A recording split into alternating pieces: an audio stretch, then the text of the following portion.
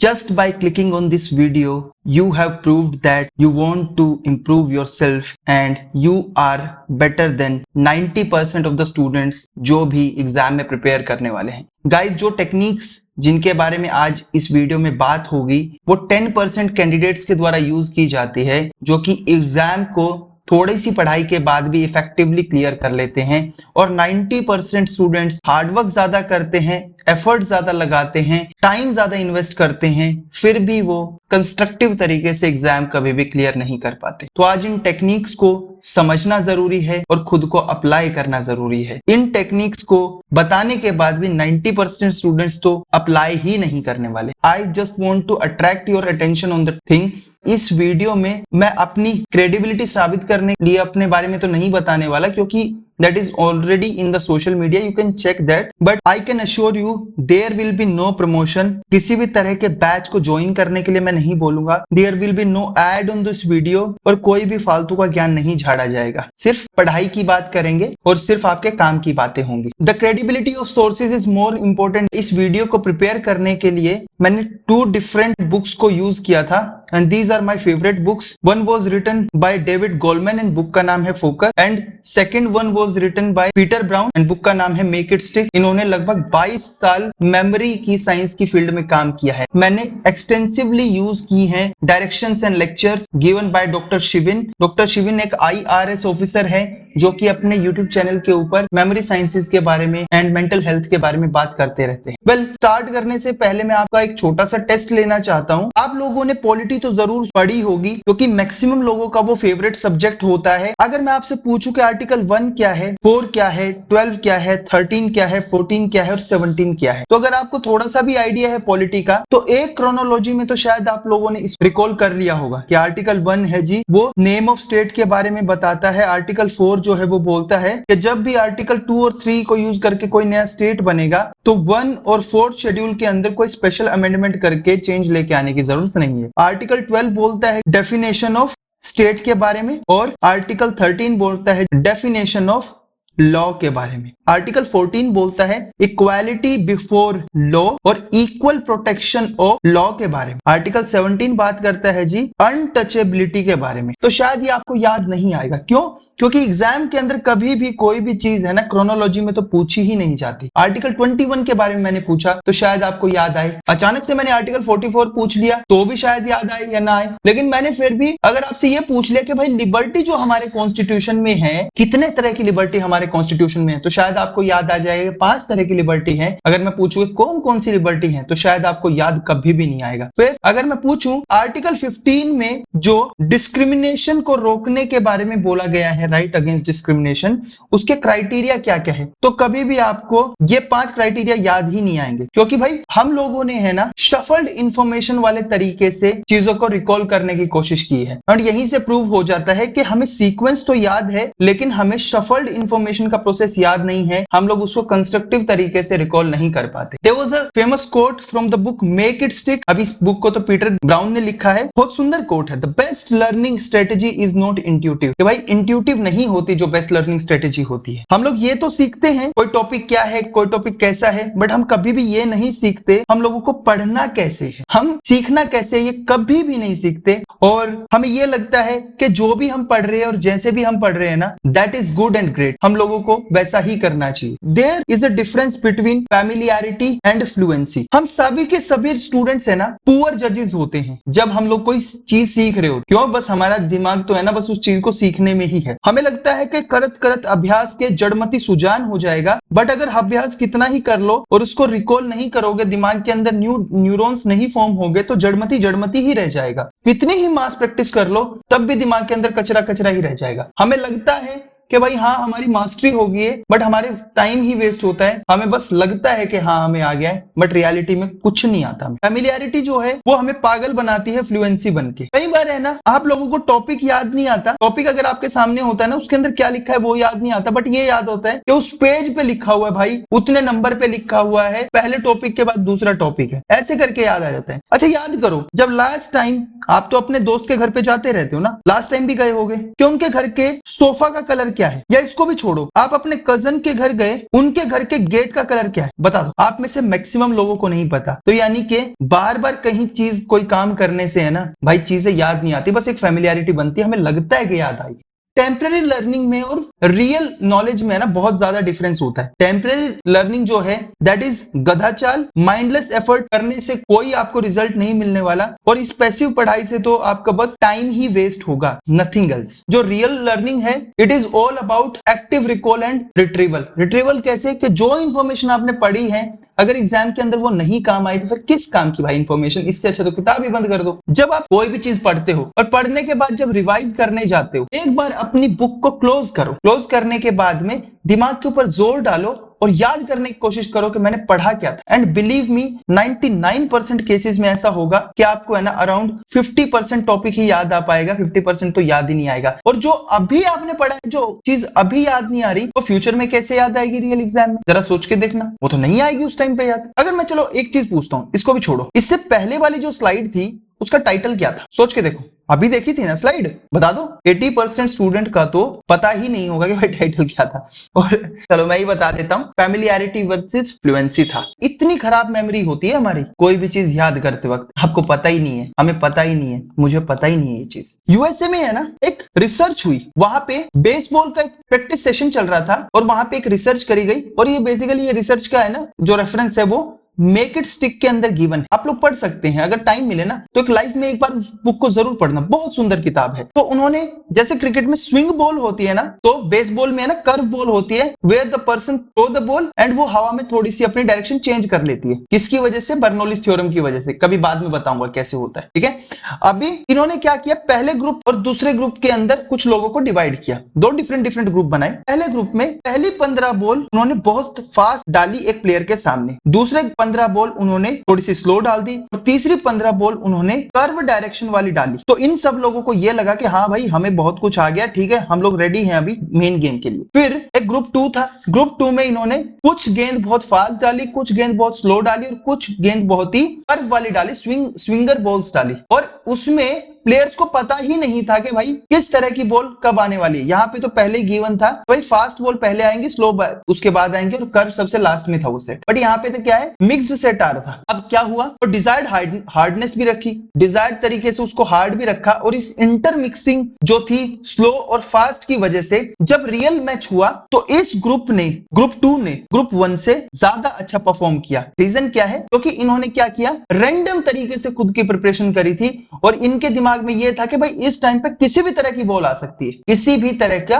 बिना बताए बॉल आ सकती है। तो सेम चीज ये हुआ। अगर चलो मैं अभी पूछूं आपसे कि भाई इससे पहले वाली स्लाइड का टाइटल बताओ, तो अब आपको याद होगा। क्यों याद होगा? क्योंकि मैं पहले पूछ चुका हूं और आपको पता होगा भाई टेम्परेरी नॉलेज और रियल ज्ञान के बारे में पूछा जा सकता है हमें। तो ये भी कितनों ने 70% के लोगों के दिमाग में अभी ये चीज आई होगी, और क्या है 50% से ज्यादा लोग तो अभी इस वीडियो को देख नहीं छोड़ चुके होंगे। फर्क ही नहीं पड़ता भाई, लेकिन ये है कि ये वीडियो किन लोगों के लिए बन रहा है, सिर्फ 10% लोगों के लिए बन रहा है जो कि खुद को इंप्रूव करना चाहते हैं, एंड आप उन 10% में ही हो, टेंशन मत लो। अब ये चीज क्योंकि उन लोगों को पता थी ना, उन प्लेयर्स को क्योंकि ये चीज पता थी, तो इसलिए उन्होंने ज्यादा अच्छा परफॉर्म किया। हम देखो कहते हैं ना कि हम लोग क्या करते हैं जब पढ़ाई करते हैं, तो बहुत तरह के हम एनिमेटेड वीडियोस देखते हैं, बहुत तरह के शॉर्ट और वन शॉट लेक्चर्स देखते हैं, बहुत तरह के हम लोग क्रैश कोर्सेज देखते हैं, लेकिन रियलिटी में है ना मेक इट स्टिक के हिसाब से ये चीज कभी हमारे काम नहीं आने वाली। क्यों? क्योंकि जिस लर्निंग में हमारा जितना एफर्ट लगता है ना, उतना ही ज्यादा हम वहां पे स्कोर कर पाते हैं, ठीक है, वहां पे अच्छा परफॉर्म कर पाते हैं। जैसे कि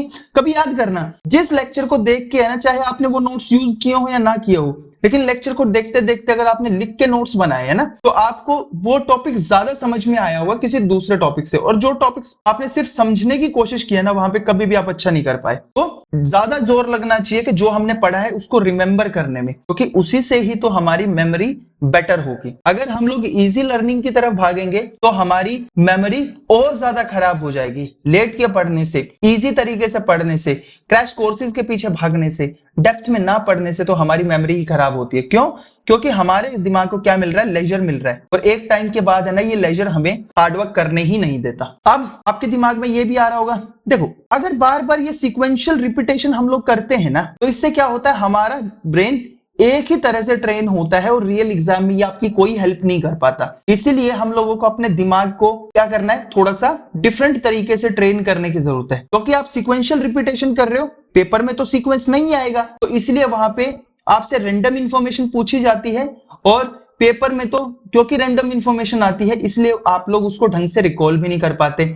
इसलिए हमें क्या करना है, अपने आप को कुछ ऐसे प्रिपेयर करना है कि भाई आप एग्जाम के अंदर इंफॉर्मेशन को अच्छे से रिकवर कर पाओ। इसीलिए हम लोगों को जो भी चीजें पढ़नी है ना, वो अनइवन ऑर्डर में पढ़नी है, ठीक है, अनइवन ऑर्डर में पढ़नी है। अब बताऊंगा कि अनइवन ऑर्डर कैसा होता है। देखो, अब इतनी ज्ञान तो मैंने दे दिया भाई, चिपका तो दिया कि हाँ भाई सर ये कर लो, वो कर लो, ये प्रॉब्लम है, वो प्रॉब्लम है, लेकिन इस प्रॉब्लम का सॉल्यूशन भी तो बताना जरूरी है। सॉल्यूशन भी बता दिए देता हूं। देखो, अब सबसे पहले आपको नोट्स कैसे बनाने हैं। आप में से नोट्स बनाने के लिए भी बहुत लोग परेशान रहते हैं ना कि भैया नोट्स कैसे बनाए। तो एक है ना रिसर्च बेस्ड तरीका है जिसको बोलते हैं आप कॉर्नेल पेपर मेथड। ये बेसिकली लेवल 1 तरीका है, और इसके अंदर क्या होता है, यहाँ पे आपके टॉपिक्स लिखे रहते हैं और यहाँ पे उसके की पॉइंट्स लिखे रहते हैं, और सबसे लास्ट में आपकी समरी लिखी रहती है। तो इसमें क्या होता है, जब आपने ये सारे के सारे की कॉलम्स के पॉइंट पढ़ लिए, तब उसके बाद में जब रिवीजन करने के बाद के लिए आप लोग वापस आएंगे, तो आपको थोड़ी देर के लिए ये टॉपिक पढ़ते ही दिमाग के ऊपर जोर डालना है कि भाई इसके अंदर क्या क्या लिखा था, बताओ, याद करके बताओ ब्रेन साहब। तो आपको है ना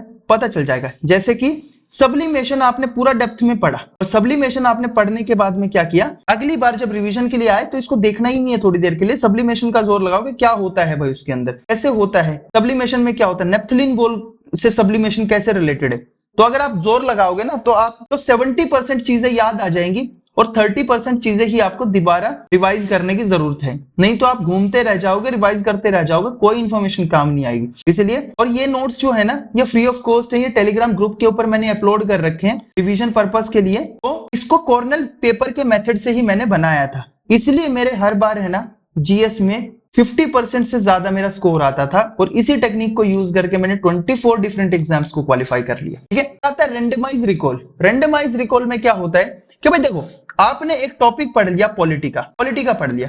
अब अगर आपका कोई फ्रेंड है जो कि आपके साथ प्रिपरेशन कर रहा है ना, तो वो आपसे कुछ क्वेश्चन पूछ सकता है, और अगर किसी वजह से आपके फ्रेंड सर्कल में आप ही इकलौते ऐसे हो, तो भाई इंटरनेट के ऊपर जाओ, उस टॉपिक से रिलेटेड क्वेश्चंस को देखो और क्वेश्चंस को सॉल्व करना शुरू करो। जितनी ज्यादा क्वेश्चन सॉल्व भी करोगे, उतना ज्यादा आपकी नॉलेज की एप्लीकेशन को धार मिलेगी, उतना अच्छा अप्लाई करना सीख पाओगे, उतना अच्छा आप रियल एग्जाम के अंदर परफॉर्म करोगे, क्योंकि at the end it is test of your application of knowledge. फिर इलेबोरेशन कैसे, देखो ज्ञान या नॉलेज कैसे बनती है। आप कोई चीज पढ़ते हो, और जब पढ़ने की वजह से दिमाग के अंदर है ना छोटे छोटे न्यूरॉन्स अपना नया नया कनेक्शंस ज्वाइन करते हैं। जितनी ज्यादा आप इफेक्टिव प्रैक्टिस करते हो ना, उतनी ज्यादा ये न्यूरॉन्स डायरेक्शन स्ट्रेंथन होती चली जाती है, और उससे आपको न्यू इंफॉर्मेशन मिलती है। और कहते हैं जब आप सो रहे होते हो ना, सबसे ज्यादा न्यूरॉन्स उसी टाइम जनरेट होते हैं जब आप सो रहे होते हो। तो न्यू करेक्ट जो कनेक्शंस होते हैं वो आपको न्यू नॉलेज प्रोवाइड करते हैं। अब आपको करना क्या है, जोड़ जोड़ के पढ़ना है। ठीक है, जोड़ो और पढ़ लो भाई। कैसे, दूसरा विजुअलाइज करना है। विजुअलाइज कैसे, जब आप सब्लिमेशन के बारे में पढ़ते हो तो याद रखना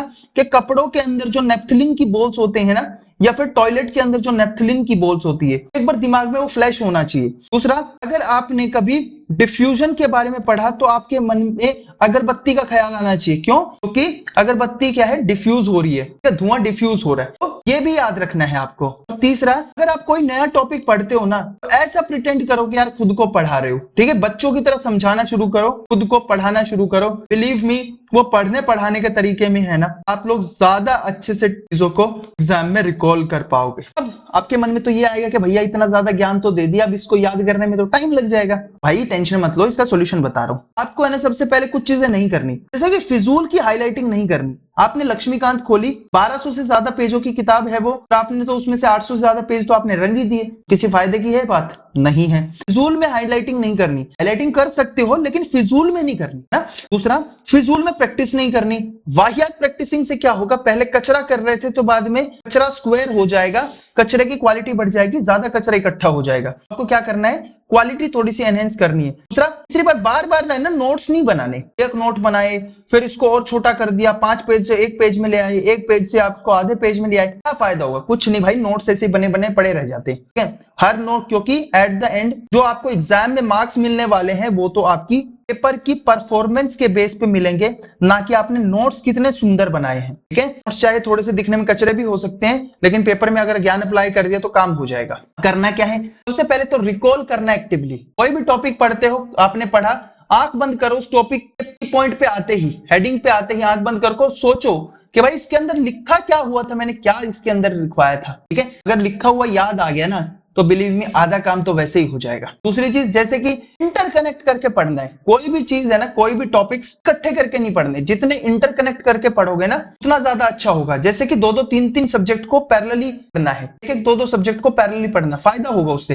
जैसे आर्टिकल 74 एंड 75 है ना, आपने एक बार ये पढ़ लिया, फिर सिविल डिसोबीडियंस मूवमेंट के बारे में पढ़ा, भाई कब हुआ, क्यों हुआ, कहां हुआ, कैसे हुआ और क्या हुआ। अगर आपने ये चीजें पढ़ ली, फिर आपने रेपो रेट के बारे में पढ़ लिया, रेपो रेट को अगर चेंज करते हैं तो इन्फ्लेशन के ऊपर क्या इफेक्ट आता है। मतलब अगर आप दिमाग को एक सब्जेक्ट पे कंसंट्रेट ना करके अलग अलग सब्जेक्ट पे घुमाते रहते हो तो आपकी ज्यादा अच्छे से रिवीजन हो जाती है। लेकिन ये आपको स्टार्टिंग में नहीं करना। क्या करना, स्टार्टिंग में आप सिलेबस निकालो, क्वेश्चन पेपर्स को एनालाइज करो, उसमें से इंपॉर्टेंट टॉपिक्स को लिख लो और एक एक टॉपिक को पढ़ो।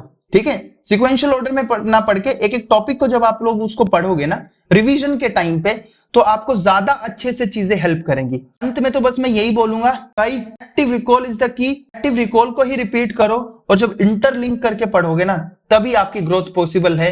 लेकिन ये पहले दिन में नहीं होगा। सबसे पहले तो आपको थोड़ा सा अपना बेस बनाना पड़ेगा। बेस बनाने के बाद में रिवाइज करते हुए आप ये टेक्निक को फॉलो कर सकते हो। रिवाइज कैसे करना है, एक्टिव रिकॉल से ही करना है। अदरवाइज पेपर के अंदर आप रिकॉल नहीं कर पाओगे, याद नहीं कर पाओगे, इंफॉर्मेशन को अप्लाई नहीं कर पाओगे और अच्छा स्कोर भी नहीं कर पाओगे। तो thanks for watching this video. इसके अलावा भाई आप लोगों ने क्योंकि ये वीडियो देखा and you are 10% the lucky student, यही बोलूंगा कि you can join the Telegram. Link आपको डिस्क्रिप्शन बॉक्स में गिवन होगा। वहां पे टेलीग्राम पे आपको फ्री गाइडेंस मिलती रहेगी आपकी प्रिपरेशन के लिए। फ्री में आपको नोट्स भी मिल जाएंगे और वो नोट्स मिलेंगे जो कि रेलेवेंट हैं आज के पैटर्न के हिसाब से। दूसरा, I always try my best to have मजेदार लर्निंग, क्योंकि यार मोनोटोनस पढ़ाई है ना तो मेरे से हो सकती है, ना मैं किसी को प्रेफर करता हूं कि भाई आप ही कर लो। जय हिंद, मिलते हैं नेक्स्ट वीडियो के अंदर।